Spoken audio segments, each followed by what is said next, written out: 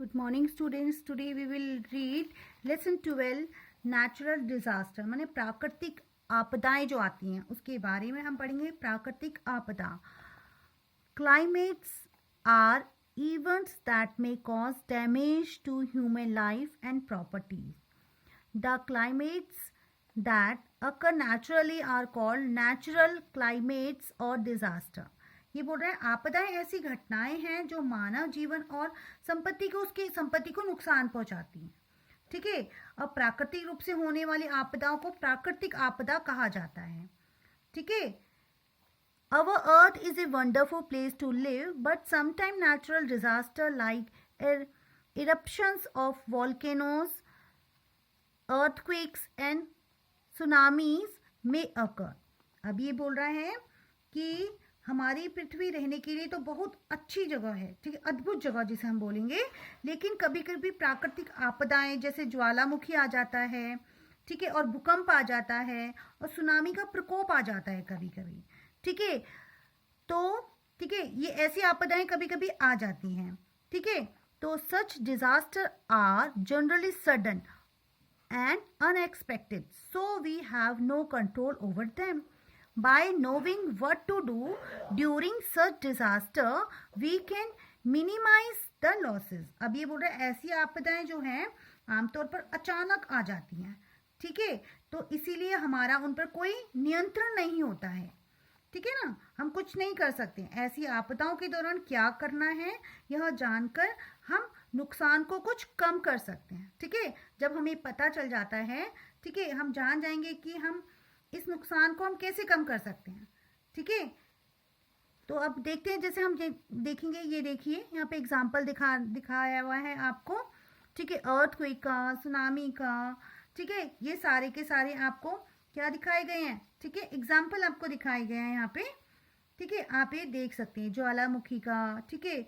अब यहाँ पे हमारा ठीक है भूकंप आ गया और यहाँ पे हमारा सुनामी. ठीक है. अब नेक्स्ट आ जाता है हमारा वॉल्केनोज माने जिसे ज्वालामुखी बोलेंगे. द अर्थ कोर और centre of the earth contain molten rocks. Volcanoes are cracks in the earth's crust through which this molten rocks along with other gases and ashes come out. This hot molten rocks inside the earth is called magma. When it flow on the surface of the earth, it is called lava. अब हम पहले भी ये पढ़ चुके हैं. तो पृथ्वी के केंद्र में पिघली हुई चट्टान जो होती है, ठीक है, वो ज्वालामुखी पृथ्वी की मतलब जो ऊपर जो उसकी सबसे ऊपर वाली होती है, ठीक है, उस पर दरार हो जाती है. ठीक है. दरारें हैं हम बोल सकते हैं जिसके माध्यम से ये पिघला हुआ जो रॉक होता है अन्य गैस और राख के साथ बाहर आ जाता है. पिघल जाती है अंदर से. ठीक है. फिर उसके बाद ये बाहर आ जाती है. ठीक है. पृथ्वी के अंदर इस गर्म पिघले हुए चट्टान को हम क्या बोलते हैं, जो पिघल जाती है इसके अंदर, इसको हम मेग्मा कहते हैं. ठीक है.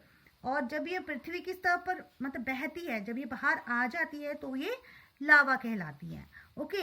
हम यहाँ पे देख सकते हैं अंदर होती है ठीक पिघली हुई, तो ये मेग्मा हो जाती है. जब वो बाहर पृथ्वी पे आ जाती है तो वे लावा कहलाती है. Volcanoes are usually found in the form of conical mountains. There is a lot of pressure inside the earth that pushed up the magma. The magma rushed out through a vertical funnel called a vent and flow out through craters as lava.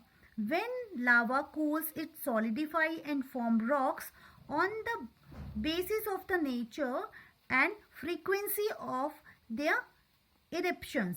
Volcanoes are of three types: active, dormant and extinct. यहाँ पे ये बताया गया है कि जो ज्वालामुखी जो है वे आमतौर पर कैसे होती हैं, मतलब हम देखेंगे शंकु के आकार के, जिसे हम बोल सकते हैं. ठीक है. पहाड़ों के ऊपर पाए जाते हैं. पृथ्वी के अंदर बहुत अधिक दबाव होता है. ठीक है. हम देख सकते हैं उसके अंदर बहुत दबाव होता है जो मेग्मा को अंदर क्या कर देता है, ऊपर ही ऊपर धकेलता है. इतने दबाव होता है कि ऊपर को उसको धकेल देता है. ठीक है. तो वो सुरंग के माध्यम से बाहर निकल जाते हैं. एक सुरंग बनती है यहाँ पे. ठीक है. शंकु के आकार की होती है, जहाँ हम कोन बोल सकते हैं. ठीक है. ठीक है. जिसे एक वेंट भी कहा जाता है. इसे हम क्या बोलते हैं, वेंट भी हम कहेंगे. देखिए ये हमारा वेंट हो गया, ये जो निकल रही है लावा हो गया, ये ठीक है, क्रेटर हो गया। ठीक है, आप इस पिक्चर्स के थ्रू आप आराम से समझ सकते हैं। और लावा के रूप में जो गड्ढे से ये बाहर निकल जाता है। ठीक है, जब लावा ठंडा हो जाता है और तो ये चट्टानों पर जमा हो जाता है। ठीक है, मतलब और उनके जो विस्फोट की प्रकृति और जो मतलब प्रकृति के कारण जो ज्वालामुखी के क्या होते हैं, 3 कारण होते हैं। ठीक है, 3 प्रकार होते हैं हम बोलेंगे ज्वालामुखी के, जो है एक्टिव, डोरमेंट एंड एक्सटिंक्ट।